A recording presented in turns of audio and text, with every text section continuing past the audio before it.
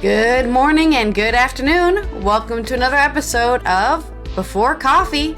It's Thursday and the cat is meowing very loudly outside my door as we're getting ready for our Thursday news tragedy. I don't know what Thursday is. Thursday is the day that we make it. And so let's go ahead and get to our headlines. Thursday.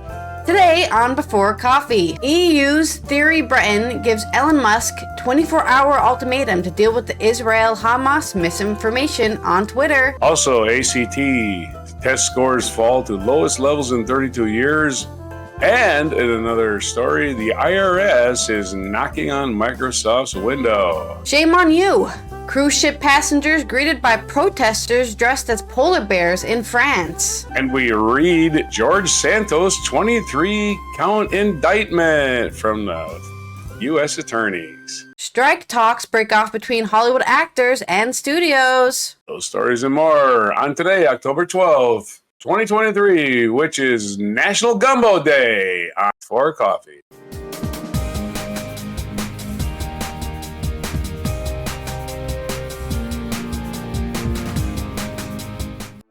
Okay, our first news story, turn that on here, is from the EU about, I guess, BizTech news is what they have it listed under. This is from Euronews and AP. The EU digital rights chief warned that the owner of Twitter that misinformation flooding the site was a potential breach of EU law. The social media platform Twitter says it is struggling with a flood of posts sharing graphic media, violent speech, and hateful content about the Israel-Hamas war. But it was received a broadside of criticism, including from a top European Union official, questioning the adequacy of the response and giving its billionaire owner Elon Musk a 24-hour ultimatum to comply with the bloc's Digital Service Act. Outside watchdog groups said misinformation about a war was abounds on the platform, whose workforce, including its content moderation team, was gutted by Musk after he bought it last year. Fake and manipulated imagery circulated on X included repurposed old images of unrelated armed conflicts or military footage that actually originated from video games. Look at this, they dropped white phosphorus on everyone! That's a video game. That didn't happen. Said a Tuesday letter to Musk from the European Commissioner, Thierry Breton. This appears to be manifesting false and misleading information. Breton, the EU's digital rights chief, also warned Musk in the letter, which was posted on Twitter, that authorities have been flagging potential illegal content that could violate EU laws, and you must be timely, diligent, and objective in removing these when warranted. Oh, that's a really long letter. Do we have time to read it? No. The article's long enough. San Francisco-based Twitter didn't immediately respond to a request to comment about Breton's letter. A post late on Monday from Twitter's safety team claimed it's treating the crisis with utmost effort. In the past couple of days, we've seen an increase in daily active users in this conflict area. Plus, there have been more than 50 million posts globally focusing on the weekend's terrorist attack by Israel and Hamas. As the event continues to unfold rapidly, a cross-company leadership group has assessed this moment as a crisis requiring the highest level of response, it read. These include continuing a policy of frequently championed by Musk of letting users help rate what might be misinformation, which causes these posts to include a note of context but not disappear from the platform. The struggle to identify reliable sources for news about a war was exacerbated over the weekend by Musk, who on Sunday posted the names of two accounts he said were good for following the war in real time. Analyst Emerson Brooking, the Atlantic Council, called one of those accounts absolutely poisonous. Journalists and Twitter users pointed out that both accounts had previously shared fake AI-generated image of an explosion at the Pentagon, and that one of them had posted numerous anti-Semitic comments in recent months. Musk later deleted the post, because he's an idiot. Brooking posted on Twitter that Musk had enabled fake war reporting by abandoning the blue check verification system for trusted accounts and allowing anyone to buy a blue check. Brooking said Tuesday that it is significantly harder to determine ground truth in this conflict as compared to Russia's invasion of Ukraine last year, and Elon Musk bears personal responsibility for this.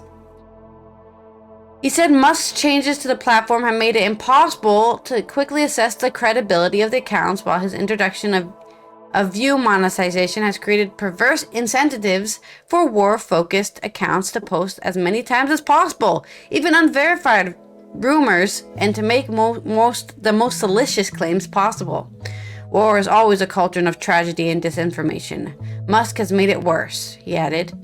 Further, Brookings said via email, Musk had repeatedly and purposely denigrated the idea of an objective media, and he made platform design decisions that undermined such reporting. We now see the result.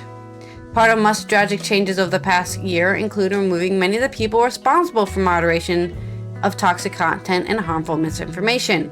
One former member of Twitter's public policy team said the company is having a harder time taking action on posts that violate its policies because there aren't enough people to do that work.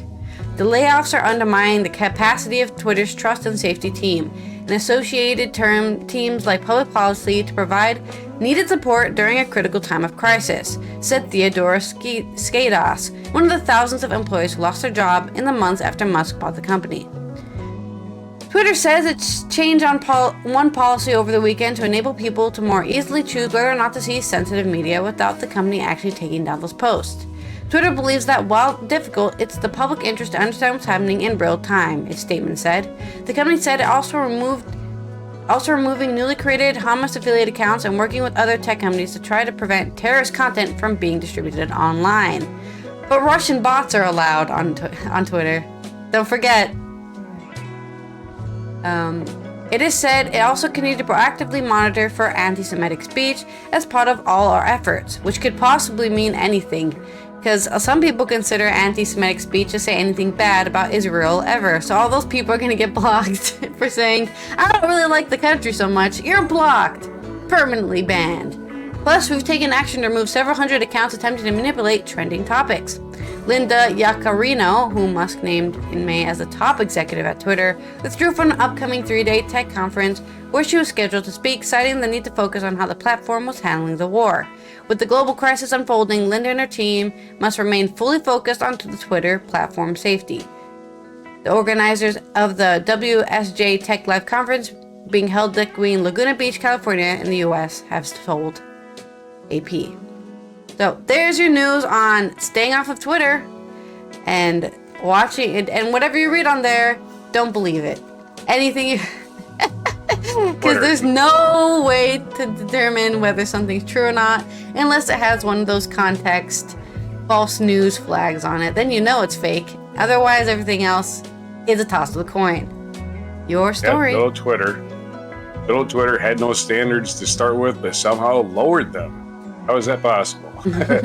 Speaking of lowering standards, ACT test scores fall to the lowest levels in 30 years. And of course, we're not blaming students. We're blaming the pandemic because that's the real cause.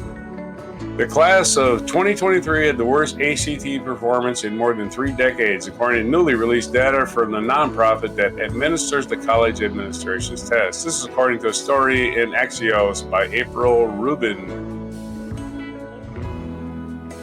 Okay, let's go back to that beginning of the story. The scores are the latest indication of the COVID-19 pandemic's impact on education, with academic performance and test scores declining at all levels. The 2023 cohort was the first year of high school when the pandemic began. By the numbers, the 2023 composite score and average of the scores of English, math, reading, and science sections was 19.5 out of 36. More than 4 in 10 seniors don't meet any of the ACT's college readiness benchmarks, the testing organization said on Tuesday. These are the minimum scores for predicted success in college courses. Test scores across all ages have seen record lows since the pandemic. Also, this was the lowest, we'll see. More than the average scores have been declining for 6 consecutive years, ACT CEO Janet Goodwin said in a statement. The hard truth is we're not doing enough to ensure that graduates are truly ready for post-secondary success and college career, she said. Meanwhile, college enrollment has declined for 3 years in a row, and more colleges and universities have eliminated requirements for standardized tests or made them optional as a response to dwindling enrollment. So it's kind of a snowball effect. You know, you lower standards, lower standards, you lower standards, lower standards. Everyone's stupid. What happened? Everybody's getting to college, and of course, college is really expensive, and of course, you have to it's just a money-making scheme. And since your degrees get more, of less use now because college is lower standards, people are gonna go, your degree ain't worth a shit, and then you spend the rest of your life paying for your debt. Happy graduation. Anyway, and another story that I covered before, the IRS is getting audited. Actually, not even getting audited. They've been audited. The IRS is fining them $29 billion. That's right, $29 billion. Just chump change, you and me, right? This is according to TheVerge.com. The Internal Revenue Service has informed Microsoft that the company owes back taxes of $28.9 billion plus penalties and interest for the tax years 2004 through 2013, according to an SEC filing. Microsoft's VP for Worldwide Tax and Customs, Daniel Goff, responded to the audit in a blog post and says the company has changed its corporate structure and practices since the years covered in the audit. The issues raised by the IRS are relevant to the past, but not to our current practices. The IRS proposed adjustments don't reflect the amounts the company paid under the Tax Cuts and Jobs Act, according to the Goff, who claims that it could decrease the final tax owed by up to $10 billion. Additionally, Microsoft claims the IRS disagrees with the way Microsoft allocated profits internationally through an arrangement of transfer prices cost sharing. Microsoft says it disagrees with the IRS proposed adjustments and will vigorously contest them. In the same blog, Microsoft says it doesn't expect the dispute to be resolved in the next 12 months. Separately, the company recently reigned victorious over the FTC, which failed to secure a preliminary injunctions against Microsoft's plan to acquire Activision Blizzard for $68.7 billion, a deal expected to close on October 13th. So there's the news on Microsoft. That $29 billion is going to stay at least in a freeze and for another year probably. So don't spend that money yet. Don't go and buy a new aircraft carrier. Your story. Don't buy a new aircraft carrier. Okay, I'll try my best. That $29 billion, just hold on to it. Put it in a escrow. Okay. Why are people being booed at in France? This is from Euronews Travel. The World Traveler passenger just embarked to a crowd of 80 booing demonstrators in Brittany yesterday. The cruise ship passengers had a rude welcome to France at the weekend as environmental protesters gathered to condemn their choice of travel. Tourists aboard the World Traveler cruise ship were greeted by cries of "Shame on you! You are not welcome!" and "Go home!" upon arrival into the port on Douarnenez in Brittany. Around 80 demonstrators met in the 196-person capacity luxury vessel owned by Atlas Ocean Voyages, a US-based company which promises intimate yacht-style cruises to unreachable destinations, like France. Ooh. Many of them were dressed as polar bears, sea lions, or Venetian carnival goers, including a 25-year-old protester who is fed up with the luxury and expedition trips. These boats spend their time going back and forth between the poles to do the last chance tourism, to see the last penguins, the last polar bears, the last iceberg. It's indecent, she told news agency AFP. Why are luxury and expedition cruises so controversial? The World Travel vessel sailed into Brighton port as part of the 10-day cruise from Dublin to Lisbon, priced at €8,000 to €30,000 per person. Oh my god, that's ridiculous.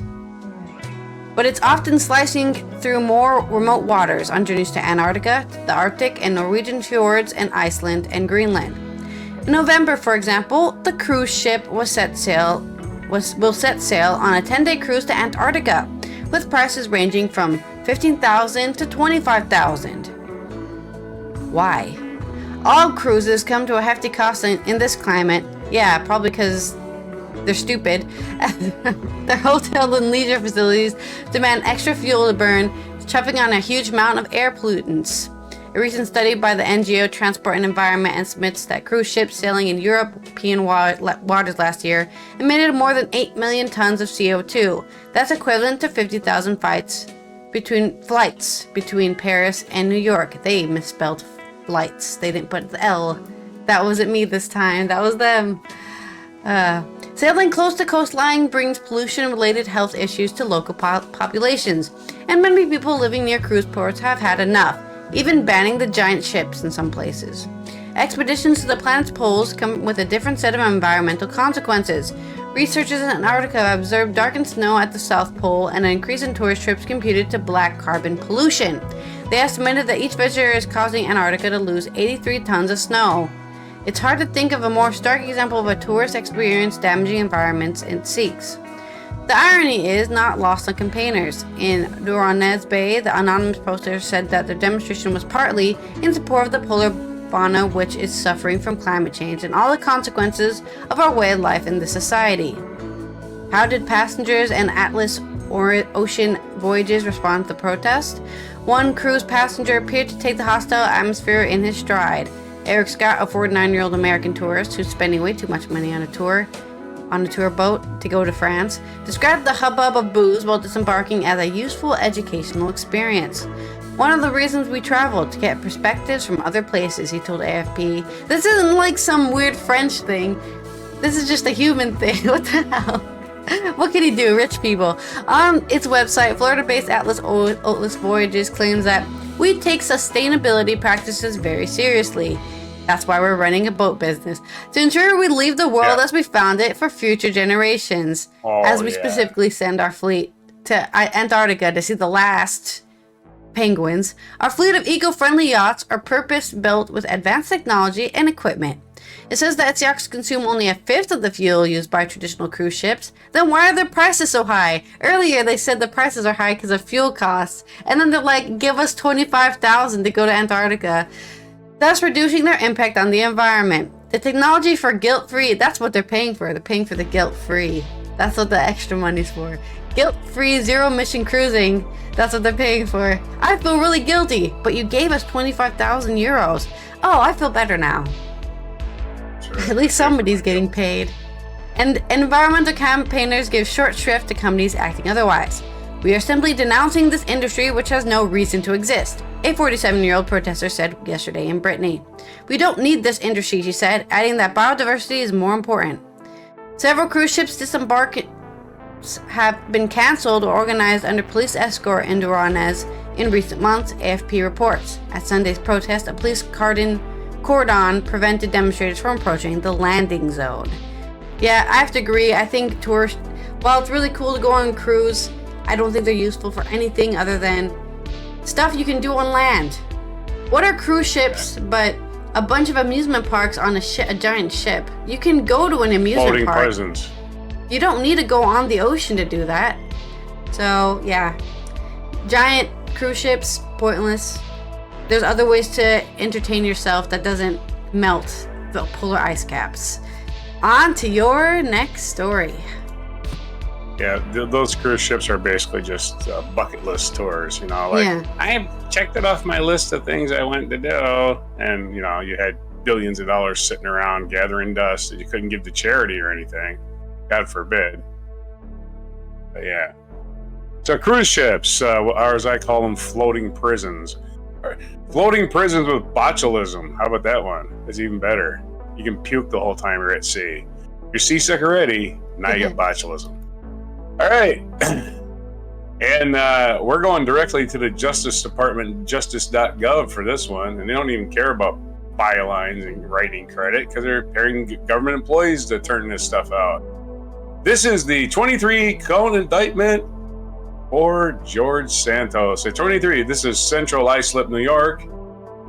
A 23-count superseding indictment was filed today, which was actually 2 days ago, in the United States District Court for Eastern District of New York, charging George Anthony DeVolder Santos, better known as George Santos, the United States Representative for the 3rd District of New York, with 1 count of conspiracy to commit offenses against the United States, 2 counts of wire fraud, 2 counts of making material false statements to the Federal Election Commission, 2 counts of falsifying records submitted to the obstruction of FEC, 2 counts of aggravated identity theft, and 1 count of access device fraud, in addition to the 7 counts of wire fraud, 3 counts of money laundering, 1 count of theft for public funds, and 2 counts of making materially false statements to the United States House of Representatives that were charged in the original indictment. Santos is due back in federal court in centralized slip on October 27, 2023. Breon Pease, United States Attorney for the Eastern District of New York. Nicole M. Aginteri, Acting Assistant Attorney General of the Justice Department of Criminal Division, and James Smith, Assistant Director in Charge, Federal Bureau of Investigation, New York Field Offices, and Ann T. Donnelly, Nassau County District Attorney, announced the superseding indictment. As alleged, Santos is charged with stealing people's identities and making charges on his own donors' credit cards without their authorization, lying to the FEC and by extension to the public about the financial state of his campaign. Santos falsely inflated the campaign's reported receipts with non-existent loans and contributions that were either fabricated or stolen, stated United States Attorney Peace. The office will relentlessly pursue criminal charges against anyone who uses the electoral process as an opportunity to defraud the public and our government institutions. Santos allegedly led multiple additional fraudulent criminal schemes, lying to the American public in the process. The FBI is committed to upholding the laws of our electoral process. Anyone who attempts to violate the law as part of a political campaign will face punishment in the criminal justice system, stated FBI Assistant Director in Charge Smith. The defendant, a congressman, allegedly stole the identities of family members and used the credit card information of political contributors who fraudulently inflate his campaign coffers, stated District Attorney Donnelly. We thank our partners in the U.S. Attorney's Office and FBI as we work together to root out public corruption on Long Island. As alleged, I should have done that with the Long Island accent. Long Island. As alleged in the superseding indictment, Santos, who's elected to Congress last November and sworn in the U.S. Representatives for the New York's 3rd District on January 7, 2023, engaged in 2 fraudulent schemes, in addition to the multiple fraudulent schemes alleged in the original indictment. The party program scheme. During the 2022 election cycle, Santos was a candidate for United States House of Representatives in New York's 3rd District. Nancy Marks, who pleaded guilty on October 5, 2023 to related conduct, was the treasurer for the principal congressional campaign committee. DeVolder Santos for Congress during this election cycle. During this, Santos and Marks conspired with one another to devise and execute a fraudulent scheme to obtain money for the campaign by submitting materially false reports to the FEC on behalf of the campaign, in which they inflated the campaign's fundraising numbers for the purpose of misleading the FEC, a national party committee, and the public. Specifically, the purpose of the scheme was to ensure that Santos and his campaign qualified for a program that administered a national party committee, pursuant to which a national party committee would provide financial and logistical support to Santos' campaign. To qualify for the program, Santos had to demonstrate, among other things, that his congressional campaign had raised at least $250,000 from third-party contributors in a single quarter. Of course, he faked it all, and then he got account information for people and started using their credit cards. Santos repeatedly charged contributors' credit card without the contributor's knowledge or authorization, attempting to make at least $44,000 in charges, and repeatedly concealing the true source of the funds by falsely listing the source of funds as Santos himself, his relatives, and other contributors. On one occasion, Santos charged $12,000 to the contributor's credit card, ultimately transferring the vast majority of that money into his personal bank account. So there's your George Santos update. The guy's a scumbag. Nothing's changed. Yeah. He's still in Congress. Still in Congress. Because Steve Scalise, or whoever's going to be the House Speaker, needs his vote. Need the vote of a scumbag. Scumbag Santos is still a scumbag. What a surprise. Speaking of scumbags. So proud to be an American every day. Yeah. All right, your turn. Speaking of scumbags, strike talks with the Actors Guild not going as well as the Writers Guild. It's from Euronews with AP. The writer's strike may have ended, but 3-month actor strike shows no signs of slowing down. Talks have broken off between Hollywood actors and studios, killing any hopes that the strikes by performers was coming to an end after nearly 3 months, as the writer's strikes recently did. The studio announced that they had suspended contract negotiations late Wednesday, October 11th night, saying that the gap between the two sides was too great and to make continuing worth it. On October 2nd, the first time since the strike began on July 14th, the Screen Actors Guild, American Federation of Television and Radio Artists, had resumed negotiations with the Alliance of Motion Pictures, Television, and Producers, which represents studios, streaming services, and production companies in strike talks.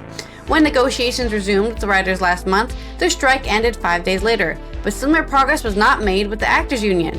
The studios walked away from talks after seeing the actors' most recent proposal on Wednesday. It is clear that the gap between AMPTP and SAG-AFTRA is too great, and conversations are no longer moving us in a productive direction, said the AMPTP in a statement. The SAG-AFTRA proposal would cost companies an additional $800 million a year and create an untenable economic burden, the statement said. Yeah, to their third house and their freaking 15th car. Actors have been on strike over issues including increase in pay for streaming programming and control of their use of their images generated by artificial intelligence. The AMPTP insists its offers had been generous as the deals that brought an end to the writers' strike and brought a new contract to the Directors Guild earlier this year. Members of the Writers Guild of America voted almost unanimously to ratify the new contract on Monday. With no actors, productions and scripted shows and movies will stay on pause indefinitely. Yeah, this doesn't really go into details of what happened, but what I saw on Twitter, which yet again might be false information, but these were from at least actors who are in SAG-AFTRA, and they were saying all they wanted was 2% of all earnings from streaming. That's all they wanted, 2%, and that's the $800 million a year, is paying 2% for residuals, basically 2% residuals for all the streaming that's happening, because there's shows being streamed out there and just people are making free money from it, because it doesn't cost anything to put something on a server. If you're already a streaming platform, it doesn't cost anything to just download something to your server, stream it to people's houses, and billions of people are watching, Friends, and none of those people are making money from it. None of the people who did all that work for 10 years on Friends getting any money. None of the directors, none of the writers. Well, I guess now the writers are, and maybe the directors. But the actors, just I gave 10 years of my life to the show. Nothing for it. Anyways, that's our short little update there on how the actors are still on strike, so don't expect any new movies or any decent new movies coming out unless they're international films, which are still good movies. You don't need Hollywood films to watch some good films. I also recommend Korean films. Korean films are really good. On to this day in history. This is the kind of thing that's kept me out of show business. That and the amazing lack of talent and ambition. This day in history, 1810, the first Oktoberfest was celebrated in Munich, the form of a horse race held in honor of the marriage of the Crown Prince of Bavaria, who later became King Louis I. So he started the whole Louis thing. You can blame him. This is Bavaria's Louis I. The French had already gone through all their Louis. Never mind. This is to Prince Teresa von Sachsen-Hildburghausen. Hildburghausen. That's who King Louis married on this event, Oktoberfest in 1810. Good reason to get drunk. 1866, Ramsay MacDonald, the first Labour Party Prime Minister of the United Kingdom in the Labour governments of 1924 and a bunch of years. Anyway, he was born in 1866 on this day. In 1896, Eugenio Montel, Italian poet, prose writer, editor, and translator, who won the Nobel Prize for Literature, was born in Genoa. In 1898, a landmark of labor union history, a coal mine riot took place in Verdun, Illinois, when strikebreakers were brought in. Strikebreakers, scabs, or just thugs, basically, to beat them up. 1901, President Theodore Roosevelt officially changed the name of the president's residence at Pennsylvania Avenue, Washington, D.C., from the Executive Mansion to the Blue House. No, just kidding, the White House. 1905, during the World War I, English nurse Edith Cavell was executed for assisting Allied soldiers in escaping from German-occupied Belgium. And there ought to be a statue to her. Yeah. In 1968, Equatorial Guinea gained its independence from Spain. Guinea. 1998, American college student Matthew Shepard died in Fort Collins, Colorado, several days after being beaten by two men and left in the cold in Laramie, Washington. Shepard's homosexuality was believed to have motivated the attack. His death contributed to the expansion of the Federal Hate Crime Act. Yeah, people are just scumbags. 1999, American basketball player Wilt Chamberlain, who was considered one of the greatest offensive players in history of the game, died at the age of 63. And this day in 2000, while preparing to refuel in the Yemeni port of Aden, the USS Cole, a U.S. naval destroyer, was attacked by suicide bombers associated with Al-Qaeda. 17 sailors were killed and 39 wounded. In 2001, the Centennial Nobel Prize for Peace was awarded in the United States to... Let's do this again. The Centennial Nobel Prize for Peace was awarded to the United Nations and the organization's Secretary General Kofi Annan. So that was 1001. Our featured event is 1492. Guess what happened in 1492 in this day? The New World was discovered this day in 1492, when land, most likely San Salvador, was sighted in the Caribbean from Pinta, one of the three ships that participated in Christopher Columbus' historic voyage. So, 1492, Columbus sailed the ocean blue. And up on the banks, the Indians stood and said, there goes the neighborhood. In 1935, in Modena, Italy, Luciano Pavarotti was born. That's right. Happy birthday to Pavarotti. Also birthdays celebrating today, 1975, Marion Jones. 1968, Hugh Jackman. Marion Jones, American athlete. Hugh Jackman, famously an Australian actor. And 1872, Ralph Vaughan Williams, British composer. And in 1798, Pedro I, Emperor of Brazil. I did not know Brazil had an emperor. Man.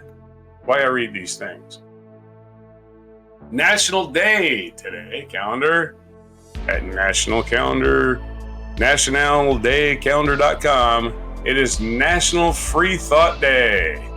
Of course, the international symbol for free thought is pointing a pencil at your head. That's a picture. Girl pointing a pencil at her head. It's National Vermont Day, so go out there and celebrate with some Ben and Jerry's. World Sight Day is the second Thursday in October, so it's World Sight Day. So if you can see, it's your day. National Farmers Day, which is a farmer's very important job out there toiling in the soil so you can eat. National Gumbo Day, we covered already. Gumbo is a Louisiana treat. It's a soup. It usually has, let's see, some crawfish, maybe some shrimp, some sausage, some rice, and a lot of spice. And you're going to belch a lot.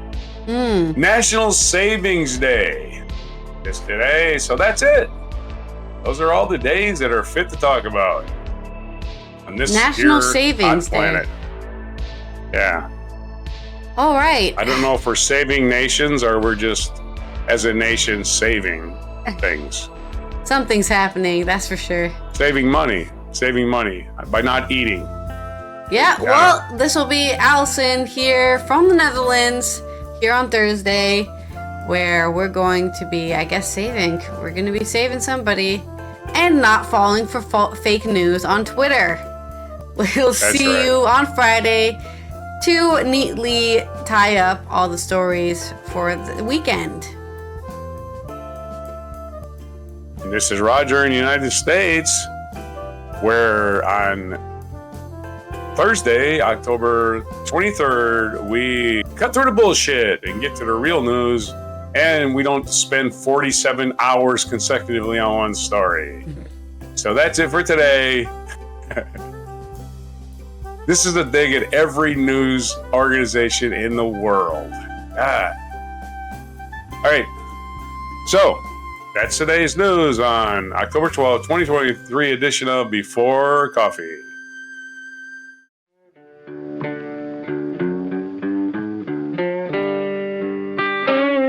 Be sure to hit the like, subscribe, and notify buttons, and follow our other channels, Toxic Alley, History of Gravy, and Scratchy Old Records.